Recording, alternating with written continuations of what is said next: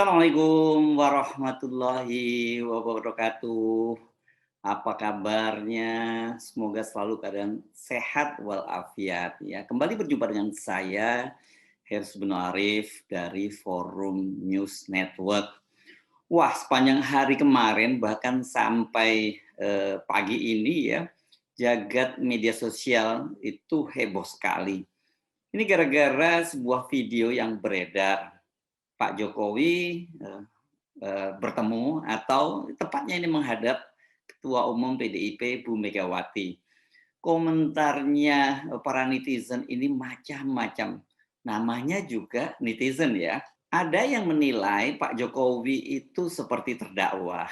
Ada juga yang menyebut Pak Jokowi sebagai anak nakal yang dimarahi oleh ibunya. Macam-macam deh. Dan perlu Anda catat ya, netizen sekarang ini bukan hanya mereka manusia yang kurang kerjaan dan semua hal dikomentari. Banyak sekali tokoh nasional, intelektual, bahkan juga pejabat negara yang sekarang ini memanfaatkan media sosial untuk berkomunikasi dengan sesamanya maupun yang paling penting saya kira berkomunikasi dengan publik. Jadi ya kalau mereka berkomentar macam-macam itu jangan dianggap ringan, jangan dianggap sepele. Tapi seperti apa sih videonya itu kok sampai bikin heboh? Yuk kita tonton lagi. Yang sudah nonton, saya ajak Anda untuk coba cermati sekali lagi. Benarkah komentar-komentar Anda atau jangan-jangan ada yang lewat gitu. Tapi yang belum nonton, coba simak dengan cermat video berikut ini. Harus ada begitu, ibu lagi serius. Itu ibu itu ngobrol sama presiden, yang lainnya ada bendahara, Mas Pram, sama Abi. Durasi video itu memang hanya 16 detik. Tapi itu maknanya bisa berjuta makna ya, saya kira gitu. Bagaimana dengan penilaian Anda? Apakah Anda setuju dengan penilaian netizen bahwa Pak Jokowi seperti terdakwa, seperti seorang murid yang melakukan pelanggaran, melakukan kenakalan dan kemudian dipanggil oleh guru BP, guru bimbingan dan konseling, atau seorang bawahan yang menghadap atasan? Coba perhatikan sekali lagi ya.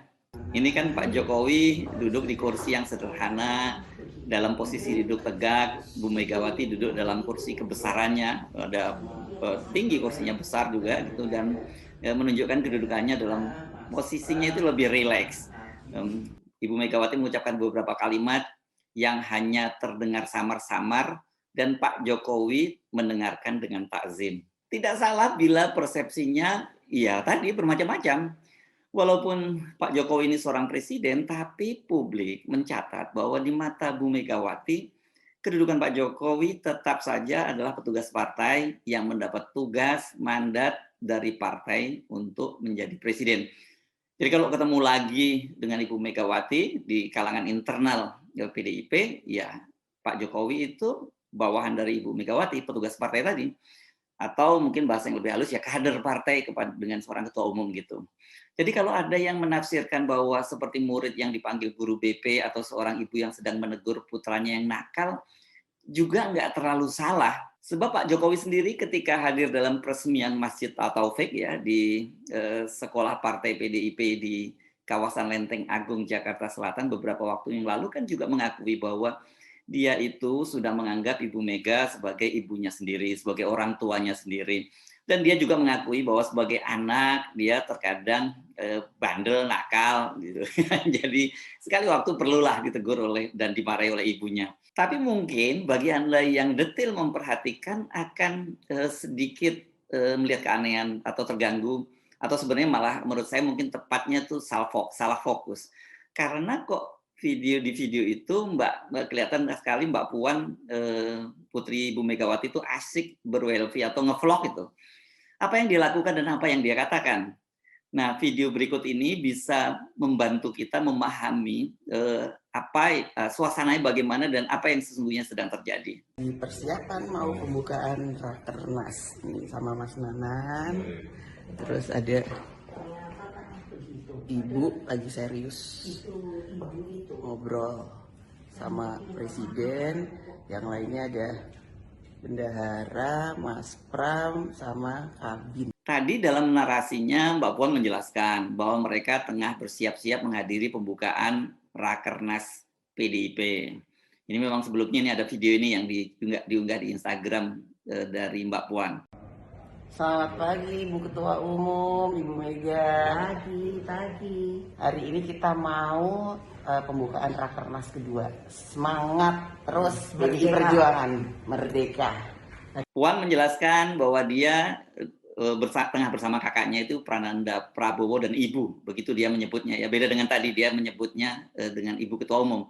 Sekarang dia menyebutnya Ibu, sedang serius ngobrol dengan Presiden. Walaupun katanya Pak Jokowi dengan Bu Megawati itu sedang bicara serius, kita dapat memastikan bahwa suara Mbak Puan cukup keras.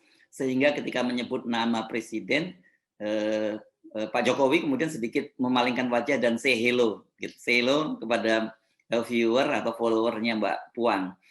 Video itu rupanya diambil dari akun resmi Puan Maharani RI. Di akun Instagramnya dijelaskan selain bersama kakaknya Prananda Prabowo yang dipanggilnya Mas Nanang, Ibu Megawati dan Pak Jokowi hadir dalam ruangan itu Bendahara PDIP Oli Dondo Kambe yang juga Gubernur Sulawesi Utara. Kemudian ada kader PDIP yang sekarang menjadi Menteri Sekretaris Kabinet Pramono Anung, dan kemudian Kepala BIN Jenderal Polisi Purnawirawan Budi Gunawan. Ini kalau Pak Budi Gunawan memang bukan kader PDIP, tapi dia mempunyai hubungan yang sangat dekat dengan Ibu Megawati. Nah, jadi ini betul-betul acara internal di PDIP, dan yang kumpul nih elit-elit politik partai dan keluarga Ibu Megawati. Apa sih yang sedang dibicarakan Pak Jokowi dengan Ibu Megawati, atau tepatnya apa sih yang disampaikan oleh Ibu Megawati kepada Pak Jokowi? Mbak Puan kemudian menjelaskan ini kepada wartawan bahwa Ibu Megawati menyampaikan pentingnya ketahanan pangan, kemudian bagaimana nanti penanganan setelah pasca COVID, dan juga ini dibahas soal penanganan COVID varian baru, itu jangan sampai terjadi lonjakan. Clear ya ini versi resminya ya, itu acara internal PDIP, dan yang dibicarakan juga soal yang serius, soal masalah kenegaraan, jadi nggak ada marah-memarahi, tidak ada tegur-menegur.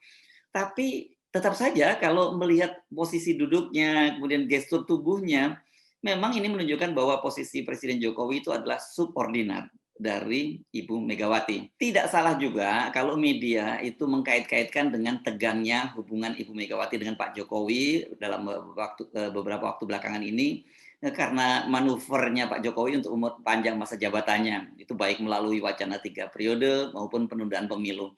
Dan yang saya kira mungkin bikin tambah tegang lagi itu karena ada tanda-tanda yang cukup jelas Pak Jokowi itu ikut mempersiapkan pencapresan Ganjar sebagai skenario cadangan bila Pak Jokowi gagal memperpanjang masa jabatan. Wajar kalau Ibu Megawati itu tersinggung, ya.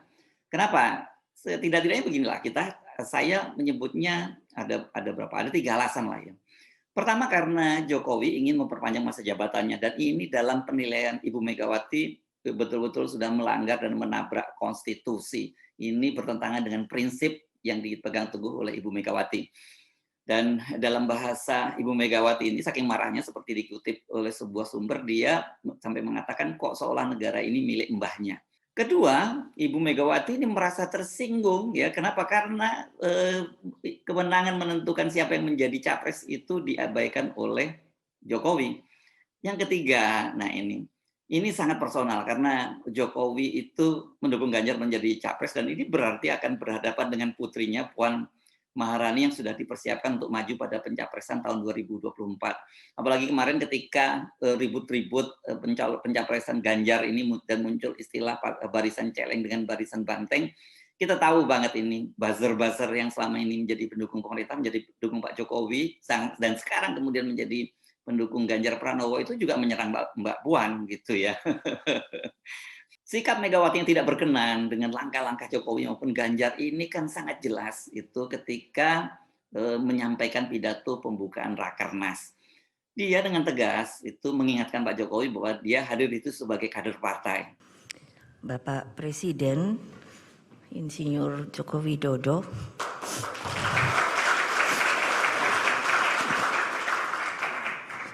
kader PDI Perjuangan,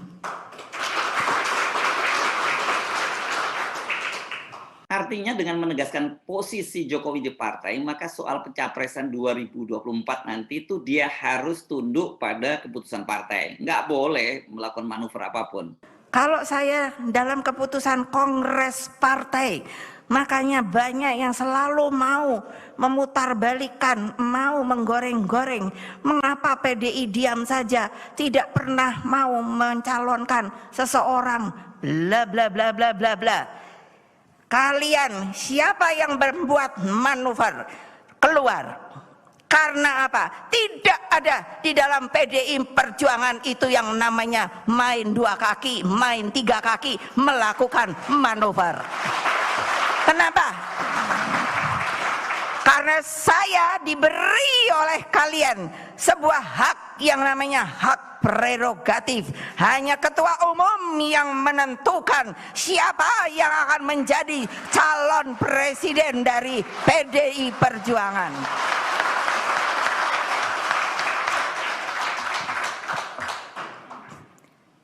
Ingat loh, lebih baik keluar deh. Lebih baik keluar deh daripada saya pecati loh kamu. Saya pecati loh.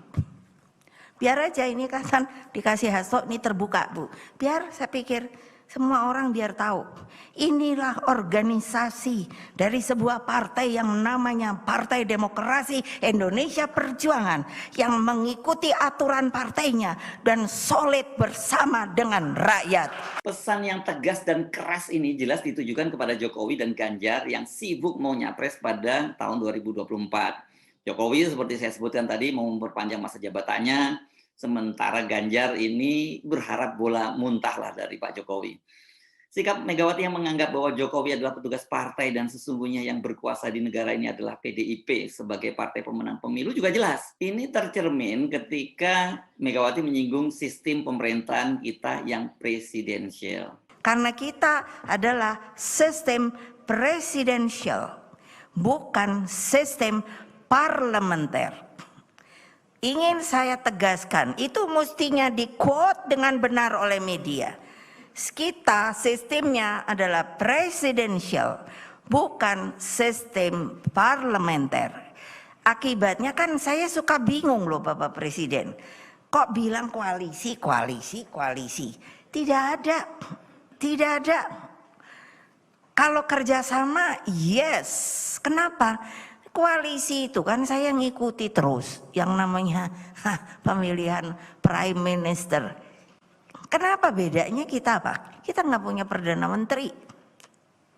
Ini tata kenegaraan kita loh. Ini tata kenegaraan kita. Ini tata kenegaraan kita, tahu nggak? Kalau masih ada yang ngomong di PDI Perjuangan urusan koalisi out. Berarti tidak ngerti sistem ketatanegaraan kita. Soal sistem pemerintahan kita yang presidensial ini, Bu Megawati juga menyinggung bahwa pemilu kita itu memilih seorang presiden, bukan Perdana Menteri.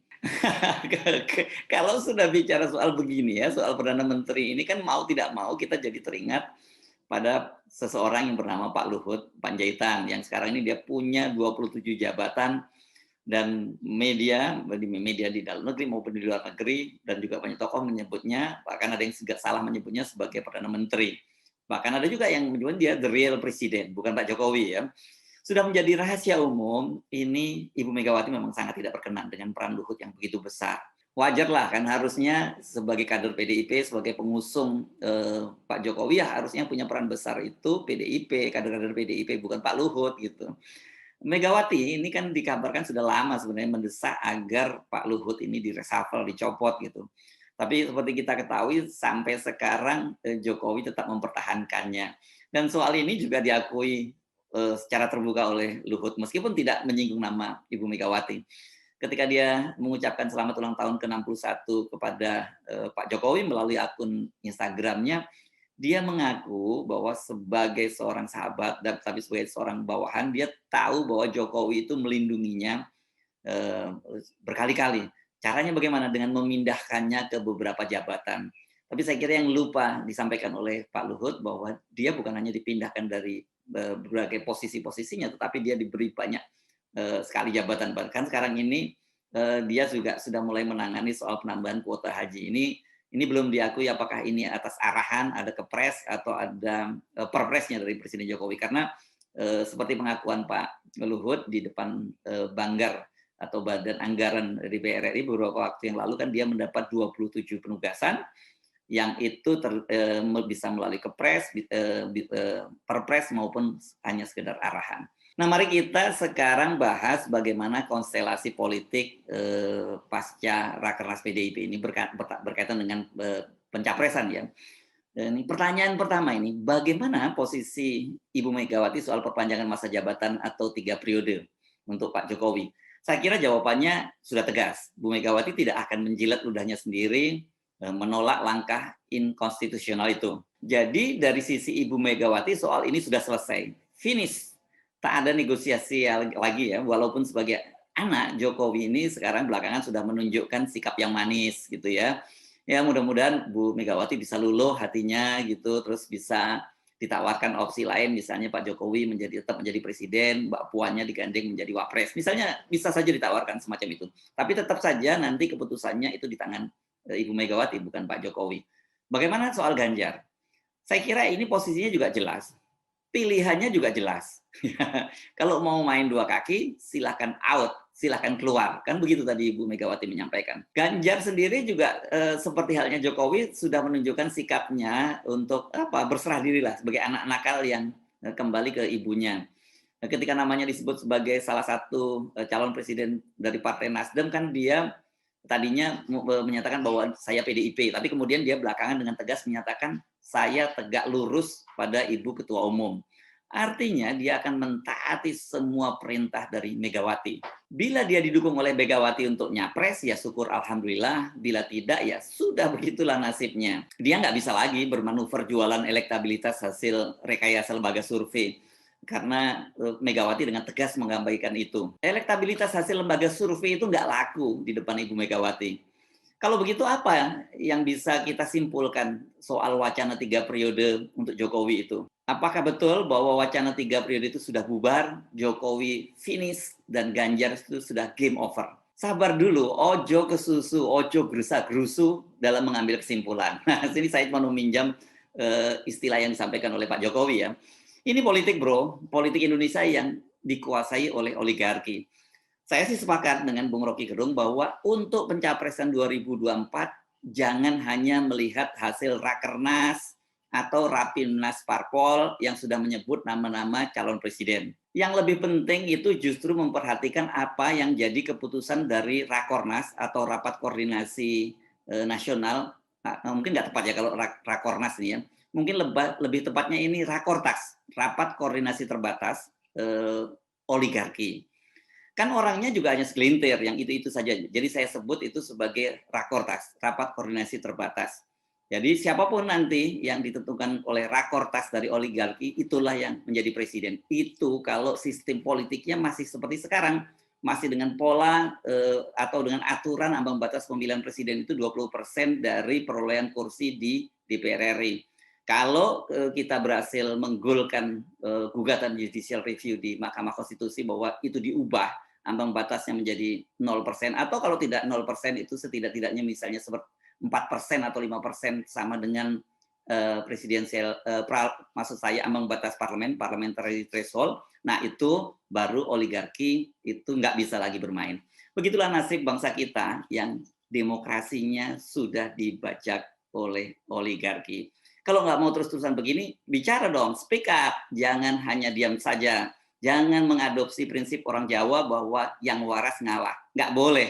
Melawan oligarki, Anda nggak bisa menerapkan prinsip yang waras ngalah. Saya Heru Sumunarif dari Forum News Network. Sampai jumpa lagi. Wassalamualaikum warahmatullahi wabarakatuh.